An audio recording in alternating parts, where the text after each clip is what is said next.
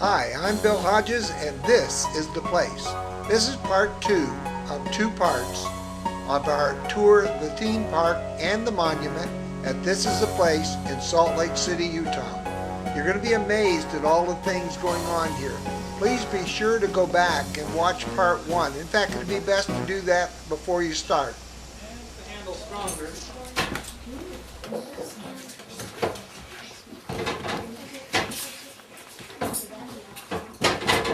Now, into what shape should I hammer the handle?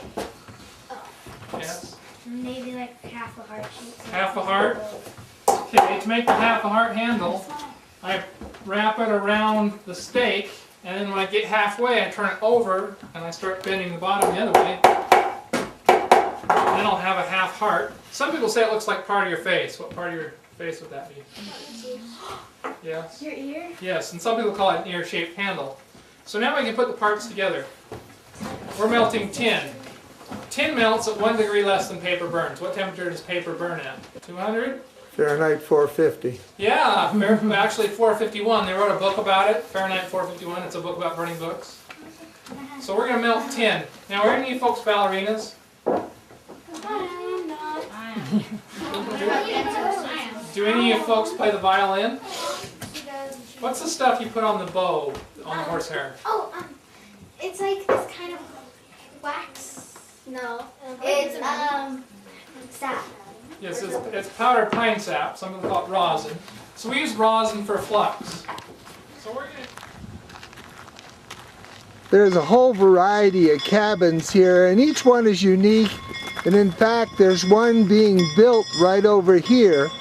And the young lady that was working on it was telling us that she's now doing the chinking. In other words, filling in the holes between the logs. And I always thought that was just done with mud or clay or something of that nature, but actually they've cut pieces of wood and stuffed them in first so that later, if they did do the mud work, that is, for instance, on this one, it would hold better. The Burnett Home, located in Liberty, Utah, it was moved here. It was built in 1868, and they were Scottish immigrants, and they raised 9 children in this little home. Can you imagine 9 children growing up in a home of this size? Most of us have garages bigger than this for our cars, let alone trying to raise 9 children. Although it did have a loft. You can see the ladder going up. A kitchen, an area to eat, although I imagine all 9 didn't get to eat at once. And then of course there were other rooms and bedrooms and things of that nature. But 9 children were raised in this little house. You guys, look. These guys can take pictures. This is a blacksmith, and he's actually a professional blacksmith working here at this facility, which is really quite nice. And he makes a variety of different things. And of course, one of the great things that they do here is they have lots of children coming to visit. So livery stable, and of course there's rides for the children, and there's sheep and all types of other animals for the children to pet and play with. In fact, I can hear a young goat making noise in here. Oh, there he is. There he is. There's just a little tiny goat. Yes. A baby. Well, hello. Yes. You're just a brand new baby. Oh, look at the baby pigs. There's little baby pigs. There's a warming light. That one's a brand new lamb. This must be the nursery. And our little fella down here, he wants to get out. He said, I'm ready to go see what the world is doing, huh? Hey, yeah. My sister Linda will enjoy you. Yeah, she's got to. Uh-huh. There's not many livery stables had ducks in them, but this one does. We just got them yesterday.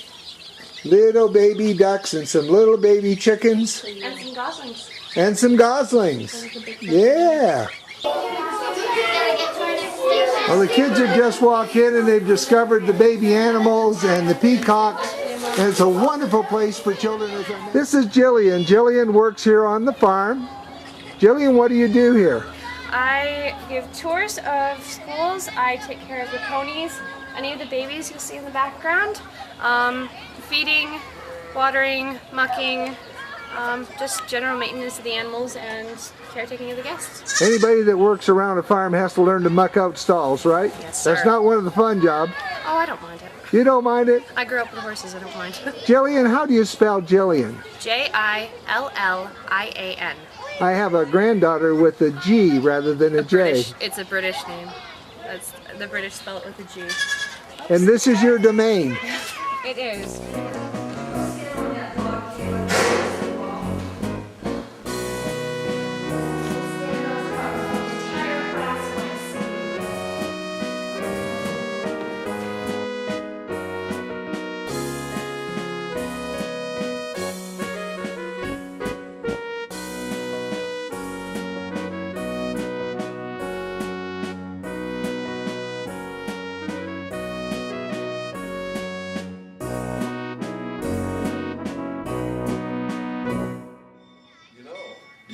Well, good on you, sir. Spanish coin. That's correct. A Spanish piece of 8 divided Yeah. into 8s. That's correct. Yeah. And each 8 was a bit, or 1/8 of the coin. So 2 would be a quarter, and so on. So we were just showing. That's just kind of an interesting thing. We were talking.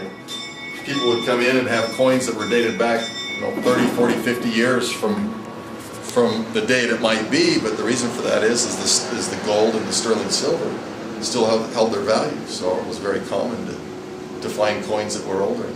Over here we have my faithful apprentice is working on his own little project over there, learning the basic skills of leather work, and he's actually my apprentice for the next 7 years now that he's turned 13. So. Oh, really? Yes. And once he becomes 20, why, he'll find him a nice young lady to marry and set up home and have his own leather shop. Should you wish to have a photo taken, there is a photo shop where they will give you costumes and you can dress up as these people in this photograph. And it's a fun place to be, but you'll learn a lot about early photography. As we waited for the tram to take us back to the main gate, we looked around and saw the grist mill. And then looking off into the far distance, you'll see a group of people, mostly children, pulling handcarts. Handcarts are very important to this area since many of the Mormons who first came here traveled and carried everything they owned on one of these little carts. Can you imagine going through the mountains? These children are pulling it on a graveled path, but there's lots of carts here. You can get an opportunity to try it yourself.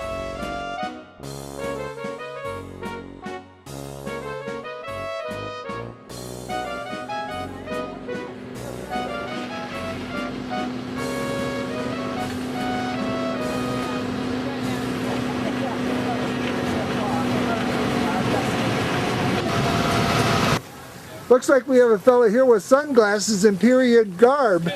Your name, sir? I'm Mr. Shepherd, and these sunglasses were patented in 1792 by Dr. John Richardson in England. George Washington had a pair, and Brigham Young owned 2 pair. They were called sun goggles.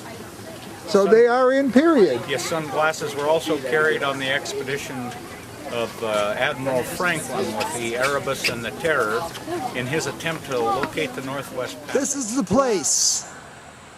Brigham Young stood on this spot, or a spot very close to it, overlooked the Salt Lake City Valley, and said, "We're here."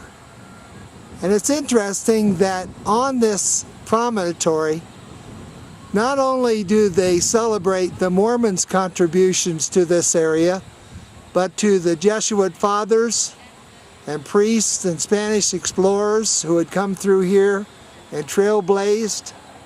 And of course on the other side, and very importantly, the mountain men like Bridges and others.